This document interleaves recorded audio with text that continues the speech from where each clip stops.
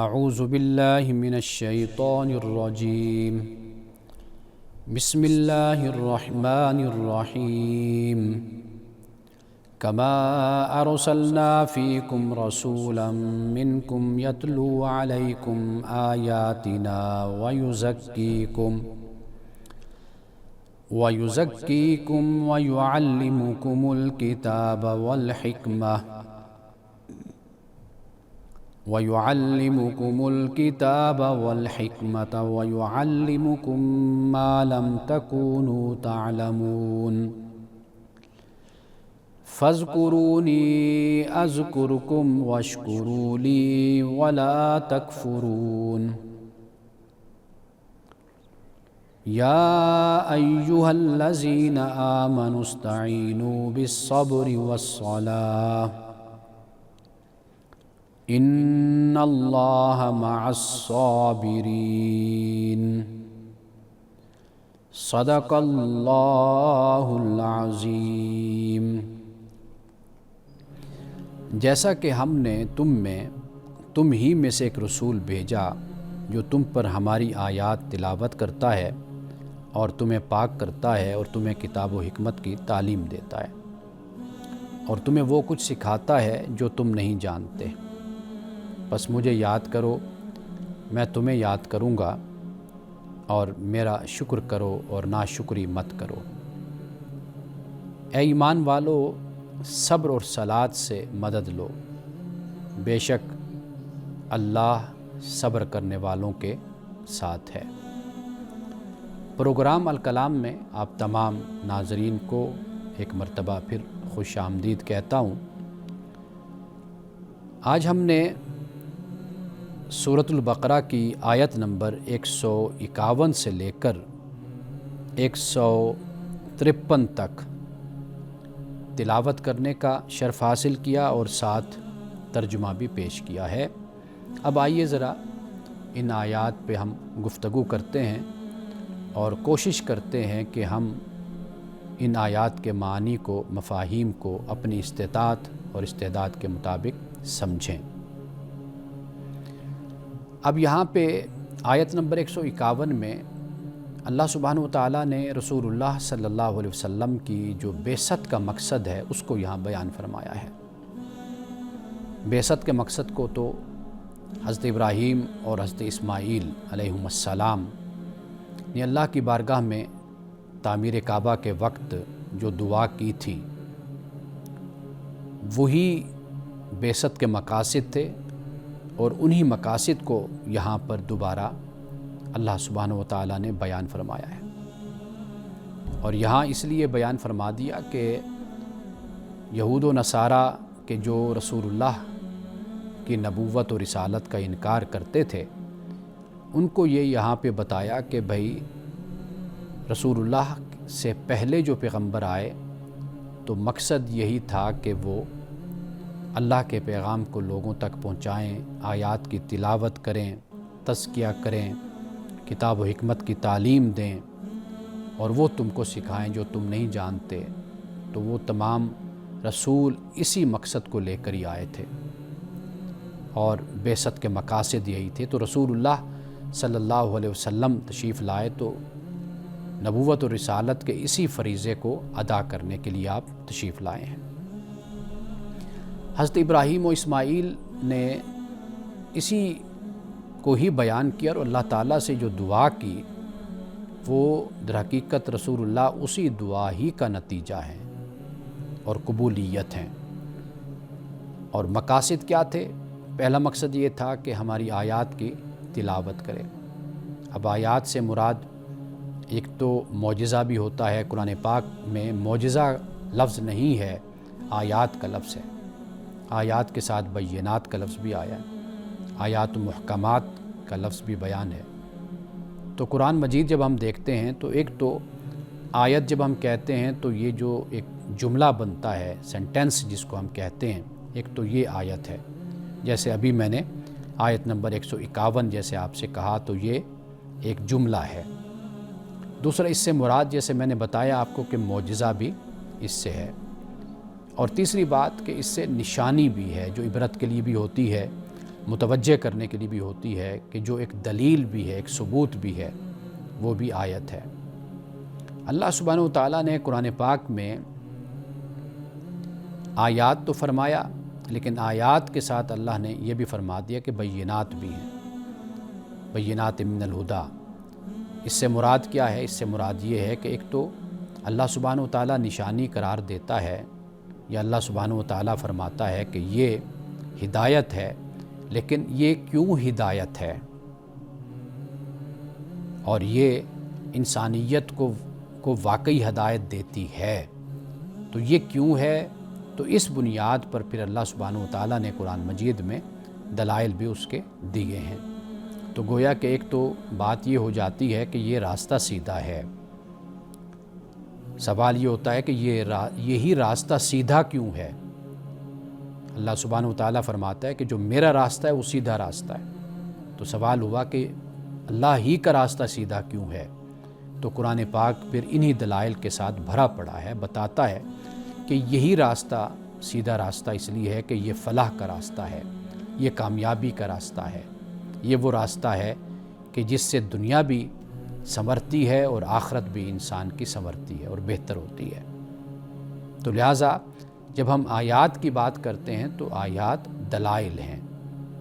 اللہ سبحانہ و تعالیٰ کا رسول جب مبعوث ہوا اور ہوا بھی تم ہی میں سے، یہ بھی بہت اہم بات ہے، اور اسی لیے سورۃ التوبہ میں فرمایا لقد جاءکم رسول من انفسکم، کہ تم ہی میں سے رسول آیا، عزیز علیہ ما عنتم، کہ تمہارا مشقت میں پڑنا اس پر گراں گزرتا ہے، حریص علیکم، اور تم پر حریص بھی ہے، یعنی تم سے بے پناہ محبت بھی کرتا ہے، بالمؤمنین رؤوف الرحیم، اور مومنین کے ساتھ رؤوف الرحیم ہے۔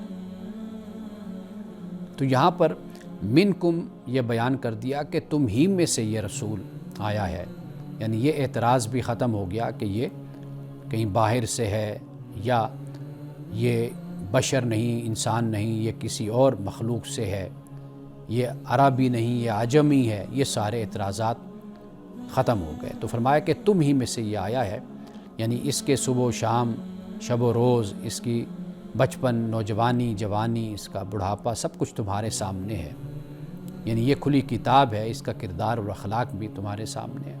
فقد لبثت فیکم عمرا من قبلی افلا تعقلون، اور تلاوت کرتا ہے تم پر ہماری آیات کی، ویزکیکم، اور تم کو تزکیہ بھی دیتا ہے، پاک اور صاف بھی کرتا ہے۔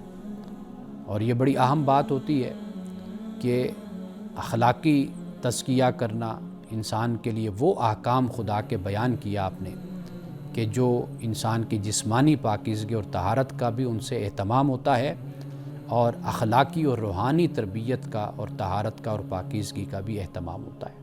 یہ بہت اہم بات ہے۔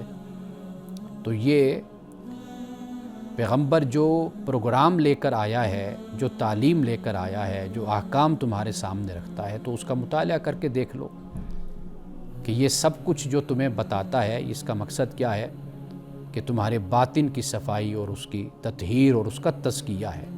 اس میں بھلا اس پیغمبر کا کیا مفاد ہے؟ جو تعلیمات لا رہا ہے وہ انفرادی اور اجتماعی زندگی میں وہ بہتری لانے والے ہیں۔ وَيُعَلِّمُكُمُ الْكِتَابَ وَالْحِكْمَةَ، اور یہ تمہیں سکھاتا ہے کتاب اور حکمت، کتاب اور حکمت کی تمہیں تعلیم دیتا ہے۔ کتاب تو قرآن مجید ہے، اور حکمت اللہ سبحانہ و تعالیٰ نے انسان کو عقل کی دولت عطا کی ہے۔ جو اللہ نے احکام دیے ہیں وہ ایک مقصد کے تحت دیے گئے ہیں، اگر ان میں غور و فکر کیا جائے، تدبر تفکر کیا جائے، تو انسان کو سمجھ آتی ہے کہ اللہ کے احکام میں، اللہ کی کتاب میں جو بھی احکام بیان ہیں، ان میں اللہ سبحانہ و تعالیٰ نے انسان کی عقل اور انسان کی فطرت کے تقاضوں کو ہمیشہ ساتھ رکھا اور بیان کیا ہے۔ وہ کبھی نہیں چھوڑے جا سکتے، اس لیے کہ انسان کی جو تخلیق ہے اور انسان کو اللہ سبحانہ و تعالیٰ نے جو ایک فہم کی صلاحیت انسان کو عطا کی ہے، وہ کتاب کے ساتھ ساتھ اس کا چلنا ہے۔ یعنی یہ کتاب انسان کے اسی معیار پر پورا اترتی ہے کہ انسان کو ہدایت دے، انسان اس کو سمجھے اور سمجھ سکتا ہے، اس کی اہلیت رکھتا ہے، اس کی قابلیت رکھتا ہے۔ تو اللہ سبحانہ و تعالیٰ نے کتاب بھی عطا فرمائی اور حکمت بھی اللہ نے عطا فرمائی۔ رسول اللہ صلی اللہ علیہ وسلم کی بعثت کے مقاصد میں سے یہ بھی تعلیم الکتاب والحکمہ یہ بھی ہے، اور فرمایا وَيُعَلِّمُكُم مَّا لَمْ تَكُونُوا تَعْلَمُونَ، یہ تمہیں سکھاتا ہے کہ جو تم نہیں جانتے یا نہیں جانتے تھے، یعنی جیسے جیسے وقت گزرتا چلا گیا احکام میں ملاوٹ کر دی گئی، تحریف کر دی گئی، اس سے انحراف اختیار کر لیا گیا، تو اللہ سبحانہ وتعالیٰ نے فرمایا کہ جو تم حقیقت اور سچ تمہیں پتہ نہیں تھا، یہ اللہ کا پیغمبر آ کر تمہیں اس کے بارے میں تمہیں آگاہ کرتا ہے۔ تو لہٰذا رسول اللہ صلی اللہ علیہ وسلم کی بعثت کے مقاصد کو یہاں پر اللہ تعالیٰ نے بیان کر دیا، اور اس لیے بھی بیان کر دیا کہ بس اب آپ تمام انسانیت کے لیے رسول اللہ صلی اللہ علیہ وسلم کی نبوت و رسالت کافی ہے، اور یہ قیامت تک کے لیے جو یہ دین لائے ہیں، جو یہ کتاب لائے ہیں، یہ اب قیامت تک کے لیے انسانیت کے لیے کافی ہے۔ یہیں سے آگے بات کو دوبارہ ہم شروع کرتے ہیں ایک وقفے کے بعد۔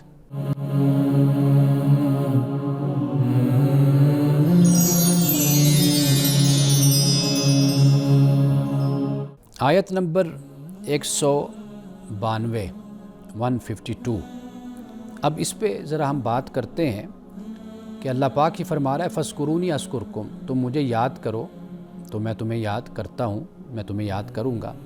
اب یہاں پر وہی اسلوب ہے کہ جو ہم سورۃ البقرہ پہلے پارے میں ہم پڑھ کر آئے، یہاں پہ فرمایا یا بنی اسرائیل اذکروا نعمتی التی انعمت علیکم اوفوا بعہدی اوفی بعہدکم، کہ جو تم نے مجھ سے عہد کیا تم وہ پورا کرو، جو میں نے تم سے عہد کیا وہ میں پورا کروں گا۔ یعنی تم نے یہ عہد کیا کہ اے اللہ جو تو نے ہمیں احکام دیے ہیں، وَإِذَا أَخَذْنَا مِيثَاقَ بَنِي إِسْرَائِيلَ لَا تَعْبُدُونَ إِلَّا اللَّهَ وَبِالْوَالِدَيْنِ إِحْسَانًا وَبِذِي الْقُرْبَى وَالْيَتَامَى وَالْمَسَاكِينِ وَقُولُوا لِلنَّاسِ حُسْنًا وَأَقِيمُوا الصَّلَاةَ وَآتُوا الزَّكَاةَ، اسی طرح آگے بھی بیان فرمایا۔ تو یہ میثاق ہے، اللہ پاک فرماتا ہے کہ انبیاء علیہ السلام کے ذریعے سے جو تم نے مجھ سے میثاق کیا، مجھ سے عہد کیا، تم اپنے عہد کو پورا کرو گے تو میں اپنے عہد کو پورا کروں گا۔ یعنی تم مجھ سے اپنے وعدے کو نبھاؤ گے تو اس وعدے کے نبھانے کی صورت اور نتیجے میں میرا تم سے وعدہ ہے کہ میں دنیا اور آخرت میں تمہیں کامیابیوں سے نوازوں گا۔ وَإِنْ عُدْتُمْ عُدْنَا، بنی اسرائیل میں اسی بات کو بیان کیا کہ تم لوٹے تو ہم بھی لوٹے، مطلب یہ ہے کہ اچھائیوں سے منہ موڑ کر تم برائیوں کی طرف آ گئے تو پھر ہم نے تمہارے ساتھ وہی سلوک کیا جو برے لوگوں کے ساتھ ہوتا ہے۔ تو یہاں پر یہی اسلوب ہے اختیار کیا گیا کہ جیسے وہاں پر کہا کہ بنی اسرائیل کہ تم مجھ سے جو تم نے عہد کیا تم وہ پورا کرو، اور میں نے جو تم سے عہد کیا میں وہ پورا کروں گا، وہ یا فربون، تو مجھ ہی سے تم ڈرو، میرا ہی تقوی اختیار کرو۔ اب یہ اللہ سبحانہ وتعالیٰ نے کلیئرلی یہاں پر اس بات کو بیان کر دیا، چونکہ اب امت مسلمہ ہے، مسلمانوں کو بھی یہی بات کہہ دی، اور یہ بات میں کئی مرتبہ بیان کر چکا ہوں کہ یہ وہم، یہ خوش خیالی، یہ خوش فہمی یہ قومیں پال لیا کرتی ہیں۔ ان کا خیال یہ ہوتا ہے کہ ہم برتر ہیں، ہم اعلیٰ ہیں، ہم عرفہ ہیں، حالانکہ وہ برتری، وہ رفعت اور وہ اعلیٰ ہونا وہ اخلاق اور کردار کی بلندی اور علم کی بلندی کی وجہ سے تھا۔ وہ اللہ کی بات مانتے رہے تو اللہ تعالیٰ نے ان کو برتری بھی دی، اللہ نے ان کو بلندیاں بھی دیں، ترقیاں بھی دیں اللہ نے ان کو۔ اب آنے والی قومیں یہ خیال کر لیتی ہیں نسلیں کہ جیسے ہمارے آبا کو برتری حاصل تھی یا ہمارے آبا بلندیوں پر تھے، اسی طرح ہم بھی انہی کی چونکہ اولادیں ہیں تو یہ سب کچھ ہمارے پاس میراث کی صورت میں ہوگا۔ نہیں، میراث تو یہ ہے نہیں۔ اللہ پاک فرماتا ہے کہ یہ تو جو کرو گے ویسا بھرو گے، سنت اللہ تبدیلا لا تبدیل لکلمات اللہ، کہ جو اللہ کے کلمات ہیں یہ نہیں بدلتے، اللہ کی جو سنت ہے وہ تبدیل نہیں ہوتی۔ تو سنت یہی ہے، قوموں کے ساتھ یہی معاملہ چلتا آیا ہے۔ وقالت الیہود والنصارى نحن ابناء اللہ واحباؤہ قل فلم یعذبکم بذنوبکم بل انتم بشر ممن خلق، فرمایا کہ یہ کہتے ہیں کہ بھئی ہم اللہ کے محبوب ہیں، اللہ کے دوست ہیں، تو فرمایا اے نبی آپ ان سے کہیے پھر تمہیں اللہ عذاب کیوں دیتا ہے؟ تمہارے گناہوں کی وجہ سے۔ فرمایا کہ تم بھی ایسے ہی مخلوق ہو جیسے پہلے اللہ نے بشر پیدا کیے، انسان پیدا کیے، تو تمہیں کوئی سرخاب کے پر تو نہیں لگے ہوئے نا؟ جو اصول ہے، جو قانون ہے، اس کے مطابق ہی فیصلہ ہوگا۔ تو یہاں پر پہلے ہی اب مومنوں سے یہ فرمایا جا رہا ہے فَاذْكُرُونِی أَذْكُرْكُمْ، مجھے یاد کرو تو میں تمہیں یاد کروں گا۔ یعنی یاد کرنے سے مراد کیا ہے کہ تم جو میں نے تمہیں ذکر دیا، تمہیں جو میں نے اپنا پیغام دیا ہے، اپنی وحی دی ہے، اپنا کلام دیا ہے، اپنی کتاب دی ہے، اس کو تم تھامے رکھو گے، اس کو تم یاد کرو گے تو پھر کیا ہوگا؟ اذکرکم، میں بھی تمہیں یاد رکھوں گا۔ یعنی تمہارے اسی عمل کے نتیجے میں میں تمہیں نتیجہ، ایک اچھا نتیجہ عطا کروں گا، تمہارے اعمال میں برکت ڈال دوں گا، تمہارے اعمال سے روحانیت تمہیں نصیب ہوگی جب تک تم میری راہ پر چلتے رہو گے، دنیا اور آخرت میں کامیابیاں تمہارے قدم چومیں گی۔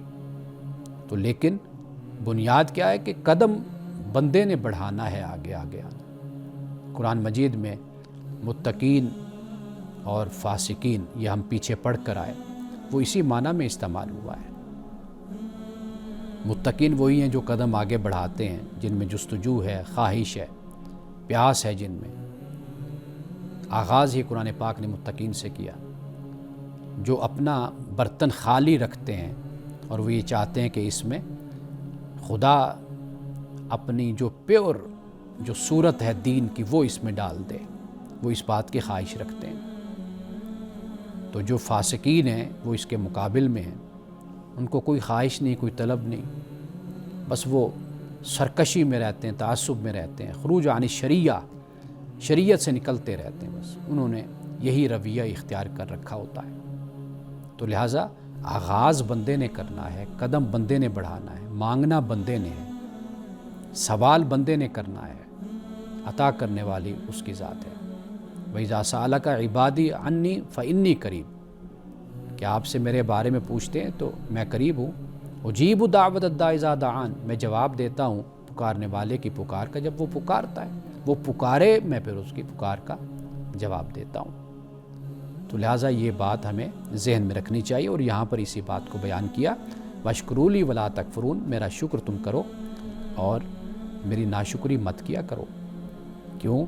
اس لیے کہ ان شکرتم لازیدنکم وَلَئِن کفرتم ان عذابی لشدید، اگر تم شکر کرو گے تو میں مزید دوں گا، اگر ناشکری کرو گے تو پھر میرا عذاب بہت سخت ہے۔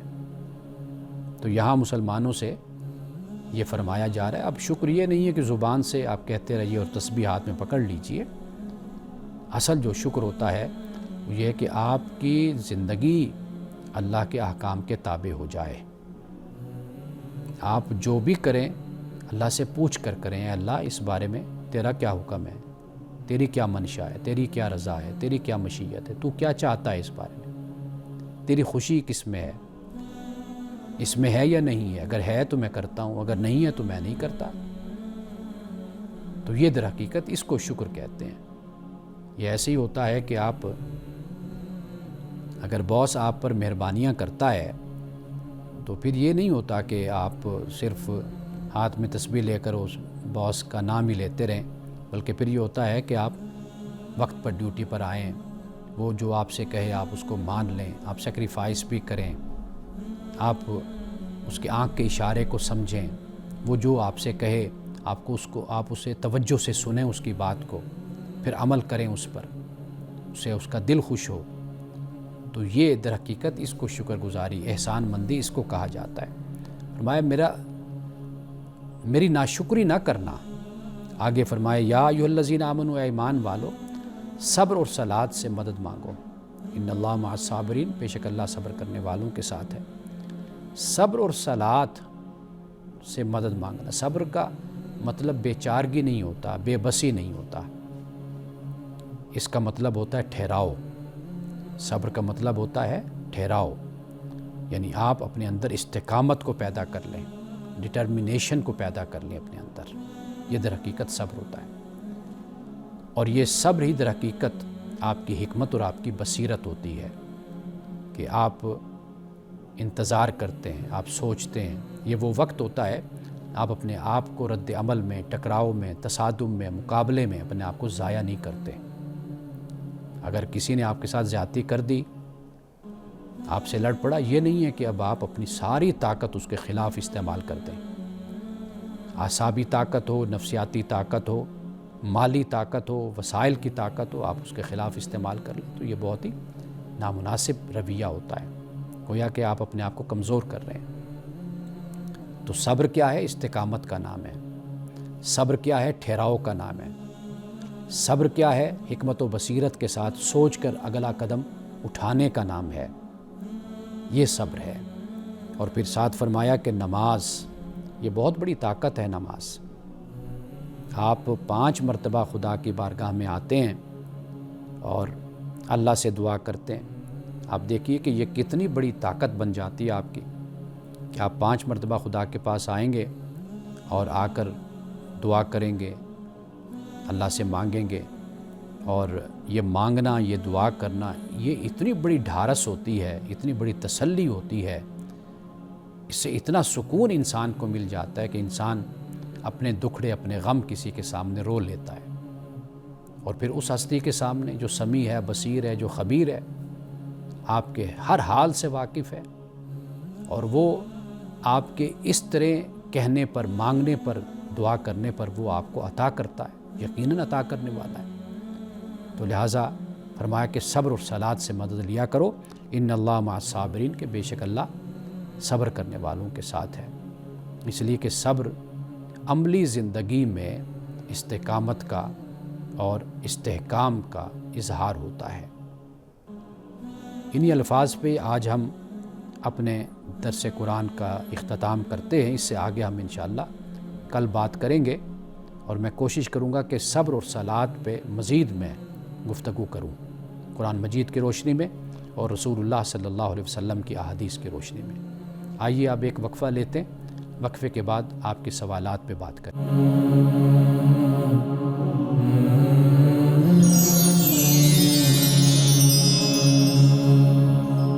کیا عورت اپنا حق مہر خود طے کر سکتی ہے؟ ہمارے ہاں یہ بھی سمجھا جاتا ہے کہ یہ شرم کے خلاف ہے یا حیا کے خلاف ہے کہ عورت اپنے حق مہر پہ خود بات کرے۔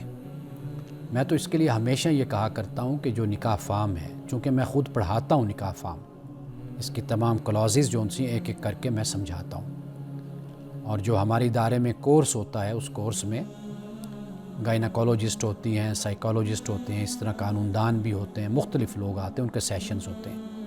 لیکن جو نکاح فارم ہے یہ میں خود پڑھاتا ہوں بچوں کو، یعنی جن کی ابھی شادی ہونے والی ہے یا ابھی شادی نہیں بھی ہونے والی، لیکن ان کو اویئرنیس کے لیے۔ تو یہ بڑا ضروری ہوتا ہے۔ میں تو یہ کہا کرتا ہوں کہ جن کی شادی ہونے والی ہے ان کو نکاح فارم دے دینا چاہیے، دونوں کو، اور دونوں اسٹڈی کریں، مطالعہ کریں، پڑھیں، تاکہ یہ جو جاہلانہ رسوم و رواج ہمارے معاشرے میں، ان کا خاتمہ تو ہو۔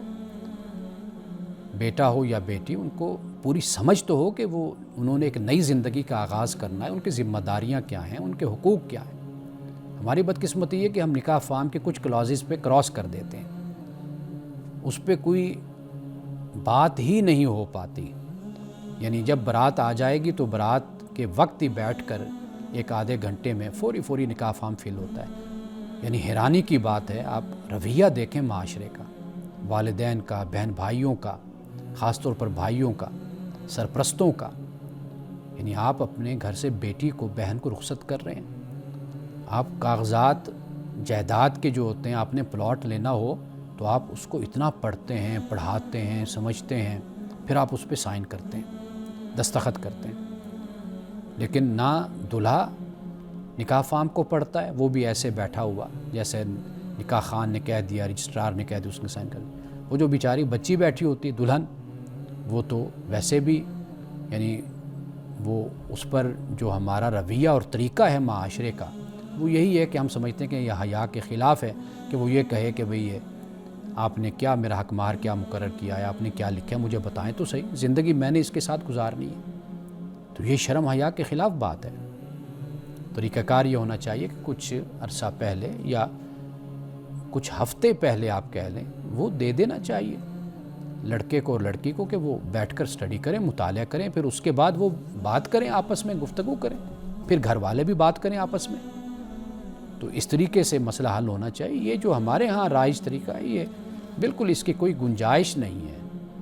یعنی نہ اس کی کوئی سنت میں گنجائش ہے دین میں، نہ اس کی کوئی گنجائش معروف طریقے سے اور ایک اچھے معاشروں میں بھی اس کی کوئی گنجائش نہیں ہوتی. اب آئیے ذرا اس سوال کی طرف. دیکھیے قرآن مجید میں واضح ہے کہ مہر عورت کا حق ہے اور اب اسے پورا اختیار ہے. جب قرآن نے کہہ دیا وَآتُوا النِّسَاءَ صَدُقَاتِهِنَّ نِحْلًا کہ خوش دلی کے ساتھ عورتوں کا جو حق مہر ہے وہ ادا کرو، مردوں سے یہ کہا. اور اب اس کے بعد یہ عورت کا حق ہے، پورا اختیار ہے عورت کو. اب وہ مہر کم رکھے یا مہر کو زیادہ رکھے، خود طے کرے، یہ سب کچھ وہ کر سکتی ہے. اب شوہر جو پیشکش کرے اس سے وہ اختلاف کرے، وہ اس سے اتفاق کرے، وہ یہ کر سکتی ہے. اگر وہ چاہے، قرآن پاک نے بیان کیا، چاہے تو معاف بھی کر سکتی ہے بشرطے کہ دباؤ نہ ہو. لیکن بدقسمتی یہ ہے کہ ہمارے ہاں لڑکی پر دباؤ ہوتا ہے، سماجی دباؤ. یہ ہمارا کچھ سیٹ اپ ایسا ہے. کچھ لوگ تو کہتے ہیں نہیں جی دباؤ نہیں ہوتا. دباؤ اس چیز کا نام نہیں ہوتا کہ کوئی سر پہ آپ نے بندوق لے کے کھڑے ہو جانا ہے اور یہ دباؤ ہوتا ہے، یا آپ سخت رویہ اختیار کریں، یہ نہیں دباؤ ہوتا. کچھ ہماری روایات اور ہمارا طریقہ ایسا ہے کہ جس سے خود بخود ایک دباؤ پیدا ہو جاتا ہے. یہ بڑی اہم اور بڑی بنیادی بات ہے، اس کو ہمیں سمجھنا چاہیے. اب اس کے بعد آئیے، یہ ایک سوال ہے، میں بلکہ جس بہن نے یہ سوال پوچھا ہے یہ میں پڑھ دیتا ہوں، پھر میں جواب بھی عرض کر دیتا ہوں. سوال یہ ہے کہ السلام علیکم حضرت صاحب، امید ہے آپ خیر و عافیت سے ہوں گے انشاءاللہ. آپ کے پروگرام کی وجہ سے ہمیں بہت رہنمائی حاصل ہو رہی ہے، جزاک اللہ خیر، آمین ثم آمین. جناب حضرت اعلیٰ صاحب، میرا سوال ہے کہ میرے سسرال والے ماموں لوگ ہیں اور ان کے خاندان میں جب شوہر کا انتقال ہو جاتا ہے تو بیوی کو شوہر کا منہ نہیں دکھایا جاتا. کیا اسلام میں یہ ہے کہ ساری زندگی بیوی شوہر کے ساتھ رہے مگر مرنے کے بعد بیوی کو منہ نہیں دکھانا؟ میری ساس نے بتایا کہ مرنے کے بعد شوہر نامحرم ہو جاتا ہے، اس لیے آپ میت کا چہرہ نہیں دیکھ سکتے. اس کے لیے رہنمائی فرمائیے گا. اب آپ دیکھیے کہ یہ بھی ایک اور مسئلہ سامنے آ گیا کہ شوہر کا انتقال ہو گیا اور بیوی سے کہا کہ بھئی شوہر کا منہ نہیں دیکھ سکتے. یعنی سارا ظلم اور سارا اپنی جو روایات ہیں جاہلانہ رسوم و رواج وہ عورت پر ہی ساری اس کا بوجھ پڑتا ہے کہ بھئی وہ اپنے شوہر کا جس کے ساتھ ساری زندگی گزاری وہ نہیں دیکھ سکتی. دیکھیے شوہر کا انتقال ہو جائے تو بیوی اس کا صرف چہرہ نہیں ہے کہ صرف چہرہ دیکھ سکتی ہے، بلکہ اگر کوئی نہلانے والا نہیں تو وہ نہلا بھی سکتی ہے، اگر وہ چاہے تو نہلا سکتی ہے اور کفن بھی دے سکتی ہے. یعنی تجہیز و تکفین جس کو کہا جاتا ہے، یہ سارے کام بیوی کر سکتی ہے. یہ معلوم نہیں ہے کہ یہ باتیں کہاں سے آ جاتی ہیں، نہ قرآن مجید نے اس کو کہیں بیان کیا. چلے ہم حدیث میں کہیں تو حدیث میں بھی نہیں ہے. چلیں کسی بات سے کراہت ہوتی ہے نا، آپ کہیں کہ یہ مکروہ ہے، ناپسندیدہ عمل ہے، حرام نہیں ہے، ناپسندیدہ بھی نہیں ہے، نہ کسی صحابی کا کوئی قول ملتا ہے، نہ کسی امام کا کوئی فتویٰ ہے. یعنی کوئی بات ایسی ہوتی ہے نا کسی کتاب میں کوئی تو بیان ہو نا کہ اپنے سماجی حوالے سے، معاشرتی حوالے یا کسی حوالے سے کوئی کہہ دیتا ہے کہ بھئی یہ ناپسند ہے، یہ اچھا نہیں ہے. تو لہٰذا یہ بالکل جہالت پر مبنی بات ہے کہ بیوی اپنے میاں کا چہرہ نہیں دیکھ سکتی. یعنی یہ اس کے ساتھ ظلم ہے، قبرستان نہیں جا سکتی. رسول اللہ صلی اللہ علیہ وسلم نے یہ فرمایا کہ پہلے شروع میں منع کیا تھا میں نے، عورتیں ذرا جذباتی ہوتی ہیں اور نرم دل کی ہوتی ہیں، تو فرمایا کہ جب تم نئے نئے مسلمان ہوئے یعنی شرک سے اسلام کی طرف آئے تھے میں نے منع کیا تھا قبروں پر جانے سے، تو فرمایا اب تمہیں اجازت ہے. یعنی حکمت آپ دیکھیے، وجہ، سبب، علت وہ کیا ہے کہ شرک سے نئے نئے اسلام کی طرف آئے تھے. پھر قبروں پہ جاؤ گے تو یعنی کہ وہ جو پہلے صورت تھی بالکل سختی سے منع کر دی. لیکن بعد میں جب اسلام پختہ ہو گیا صحابہ میں، مسلمانوں میں، تو رسول اللہ صلی اللہ علیہ وسلم نے پھر اس کی اجازت بھی مرحمت فرما دی، یعنی وجہ کو دیکھا جائے نا، سمجھا جائے۔ ہاں آج بھی بے شک مزارات ہوں یا عام قبریں بھی ہوں، یہاں تک کہ مزارات ہوں، تو وہاں پر بھی بدعات اور یہ رسومات اس کی علماء مخالفت کرتے ہیں، منع کرتے ہیں اس سے۔ تو لہٰذا یہ بات ہمیں ذہن میں رکھنی چاہیے کہ کوئی وجہ، کوئی سبب، وہ ایک علیحدہ بات ہوتی ہے، لیکن یہاں پر تو اتنی سی بات ہے کہ ایک ہی گھر میں میاں بیوی رہتے ہیں، خامند وفات پا جاتا ہے، اب بیوی کو منع کر دیا جاتا ہے کہ بھئی جس کے ساتھ زندگی بھلا گزاری ہے، اب اس کا تم چہرہ بھی نہیں دے سکتے کیونکہ اب وہ تمہارے لیے اجنبی ہو گیا ہے۔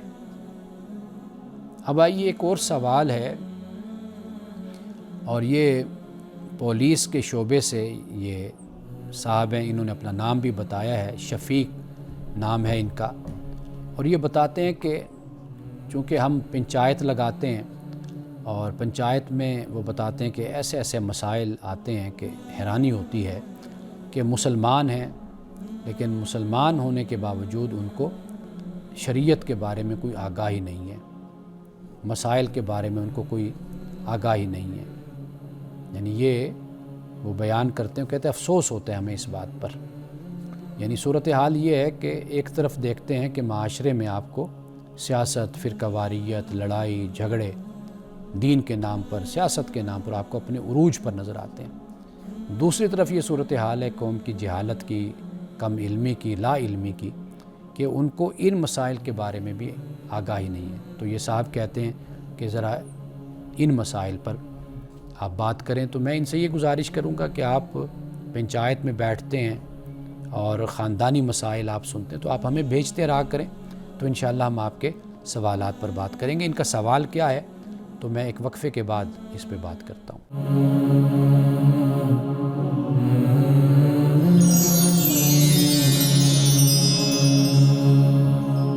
ان کا جو سوال ہے وہ سوال یہ ہے کہ ایک شخص اپنی بیوی کو طلاق دے کر اپنی سالی سے شادی کرتا ہے، کیا وہ طلاق کے فوراً بعد عدت کے دوران شادی کر سکتا ہے جبکہ وہ اس کی بیوی کی بہن ہے؟ اب یہ بڑا حساس مسئلہ ہے اور بڑا اہم مسئلہ ہے، اس لیے کہ بیوی کو طلاق دے دی تو بیوی عدت جب تک پوری نہیں ہوتی تو وہ بیوی ہی ہوتی ہے، یعنی ایسا نہیں ہے کہ طلاق دینے سے ہی تعلق ختم ہو جاتا ہے، جو عدت ہے وہ گزارتی ہے۔ اور اس پر میں گائے بگائے تفصیل کے ساتھ بات بھی کرتا رہتا ہوں، لیکن فی الحال آج اسی سوال کو ہم سامنے رکھ رہے ہیں۔ تو اب واضح بات ہے کہ طلاق کے بعد عدت تو بیوی گزار رہی ہے، اب اس کی جو بہن ہے بیوی کی، ایک ہی وقت میں دونوں بہنوں کو قرآن پاک نے کہا کہ یہ حرام ہے، تم پر یہ حرام کیا گیا کہ تم ان تجمعوا بین الاختین، کہ دو بہنوں کو تم جمع کرو ایک ہی وقت میں۔ تو لہٰذا جب ایک بہن کو طلاق دے دی، ابھی اس کی عدت گزر رہی ہے، تو ابھی وہ بہن اس کے نکاح میں ہے، یعنی عدت جب تک ختم نہیں ہوتی، تو لہٰذا یہ اپنی سالی سے، یعنی دوسری بہن سے، اپنی بیوی کی جو بہن ہے سالی، اس سے یہ شادی نہیں کر سکتا، یہ حرام ہے، یہ ان تجمعوا بین الاختین کی صورت بن جائے گی۔ ہاں اگر وہ کوئی اور عورت ہے تو اس سے وہ شادی کر سکتا ہے، لیکن وہ بتاتے یہ ہیں کہ اس طرح کے مسائل آتے ہیں کہ عدت کے دوران ہی، یعنی عدت کے ختم ہونے کا بھی انتظار نہیں کیا جاتا، بدقسمتی سے اپنی سالی کے ساتھ اس نکاح کے دوران ہی، اس کی بہن سے نکاح ہے اسی دوران ہی اس کے ساتھ تعلقات قائم کیے جاتے ہیں، یعنی جیسے ہمارے ہاں ایک دوست یا عشق کے راستے اختیار کیے جاتے ہیں، تو بہن کو چھوڑ کر پھر چھوٹی بہن کے ساتھ یا بڑی بہن جو بھی ہے اس کے ساتھ پھر شادی کر لی جاتی ہے۔ تو کہتے ہیں کہ اس طرح کے مسائل بھی ہمارے معاشرے میں، اور لوگوں کو یہ پتہ نہیں ہوتا کہ بھی بہن کو طلاق دے دی تو عدت تو گزارنے دو اس کو، تو پھر اس کے بعد تم بے شک اس کی بہن سے شادی کر لو۔ اب ایک دوسرا سوال بھی انہوں نے بھیجا ہے، لیکن اس دوسرے سوال کی مجھے سمجھ نہیں آئی کہ وہ سوال کیا ہے، تو میں یہ گزارش کروں گا کہ اگر شفیق صاحب ہمیں اپنا سوال دوبارہ بھیج دیں، اور اس کے ساتھ ساتھ دیگر جو مسائل اور سوالات ہیں ہمارے معاشرے کے، وہ بھی ہمیں ضرور بھیجیں، جتنا ہم سے ہو سکے گا جو ہمارا حصہ ہے اخلاق کے حوالے سے اور ذمہ داری کے حوالے سے انشاءاللہ ہم نبھائیں گے اور کوشش کریں گے کہ اپنے مسلمانوں کو، اپنے بھائیوں کو، پاکستانیوں کو ہم ان مسائل سے آگاہ کریں۔ اب ایک اور سوال ہے کہ کیا حدیث کے منتقل ہونے میں کوئی بگاڑ کا امکان تھا؟ احادیث کو جب منتقل کیا گیا تو یہ بھی سوال طالب علم سے ہی ہے کی طرف سے ہے کہ بگاڑ کا کوئی امکان تھا جب یہ منتقل ہوئی، ٹرانسفر ہوئی۔ دیکھیے سنت میں پہلے بیان کر چکا، ہر بگاڑ سے محفوظ ہے۔ یہ امت کا ایک اجماعی عمل ہے سنت۔ ہر نسل نے اگلی نسل کو عملی طور پر منتقل کیا ہے۔ یہ خبر واحد نہیں ہے، یہ تاریخی تواتر ہے۔ نماز، روزہ، حج، زکوٰۃ، عید، ذبح کرنا، قربانی، نکاح، طلاق کے بنیادی احکام، یہ سب کچھ یہ احادیث سے پہلے ہی یہ امت میں رائج تھے۔ حدیث جو ہے اس انسانی روایت یعنی جس میں غلطی کا امکان ہے۔ حدیث کے بارے میں یہ یقین سے نہیں کہا جا سکتا کہ اس میں ہر روایت جوں کہ توں پہنچ گئی ہے، کیونکہ یہ انسانی حافظوں اور راویوں سے یہ منتقل ہوئی ہے۔ اس امکان کی وجہ سے ہم حدیث کو چھوڑتے نہیں، بلکہ صحیح، ضعیف اور موضوع کے امتیاز کے لیے محدثین کے اصولوں کو پھر ہم استعمال کرتے ہیں۔ تو لہٰذا بگاڑ آیا ہے، لیکن ایسا نہیں ہے کہ ہم حدیث کو ترک کر دیں، بلکہ ہم دیکھتے ہیں کہ یہ حدیث ضعیف ہے، صحیح ہے، یہ موضوع ہے، اور اس کو جانچنے کے لیے پھر محدثین کے جو اصول ہیں ہم ان کی طرف رجوع کرتے ہیں۔ تو آج چند سوالات آپ کے سامنے رکھے اور میں نے ان کے جوابات دیے ہیں۔